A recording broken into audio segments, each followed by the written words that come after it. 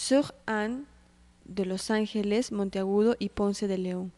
Selon quelques déductions et témoignages, on présume qu'elle est née le 26 juillet de 1602.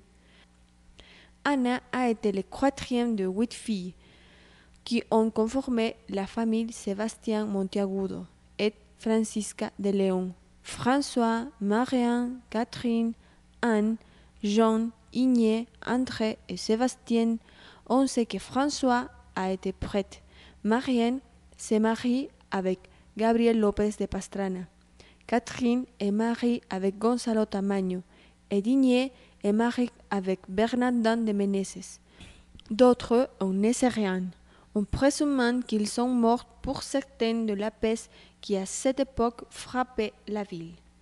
Sor Anne a été livrée aux religieuses Catherine à l'âge de 3 ans pour son éducation et instruction.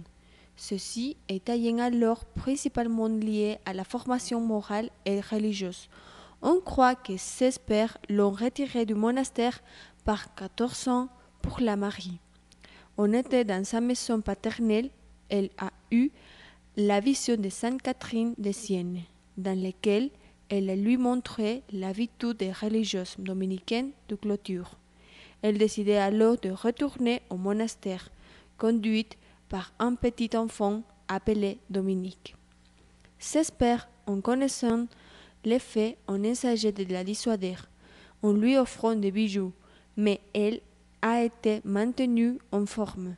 Son père a finalement accepté sa décision et il l'a soutenue, mais sa mère n'a pas pu l'accepter, en lui disant qu'elle ne retournait pas plus à sa maison. La dot qui devait pager lui a été donnée par son frère François. Sa mère, bien que pouvant couvrir la dot, a entièrement refusé de le faire. Elle a reçu le vote de profession en adoptant le nom religieux de Los Angeles. Dès le début, elle a pratiqué ce qui lui avait été enseigné, en aspirant toujours à la perfection. Dans une occasion, et pour une période de 3 ans, a été choisie mère pure du monastère, charge très importante qu'elle a voulu rétager, puisque selon elle n'était pas formée pour le poste. Quelques religieuses l'ont soutenue et l'ont promis de l'aider, mais d'autres contre elle, disant comme allait-elle être pure, quelqu'un qui n'y savait ni lire ni écrire. Les prémonitions. Sor Anna a été célèbre par ses prémonitions. Sa relation étroite avec les âmes de purgatorio a été déterminante pour ses prémonitions.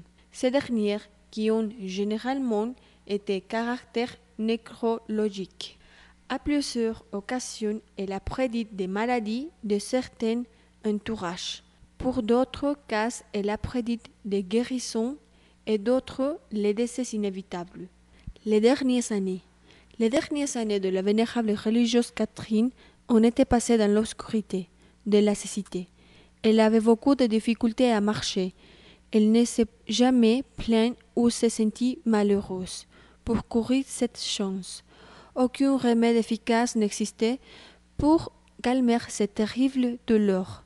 Elle acceptait avec toute humilité ce que le Dieu lui avait préparé, étant le modèle d'une libération supérieure et d'une pleine de totale confiance en Dieu.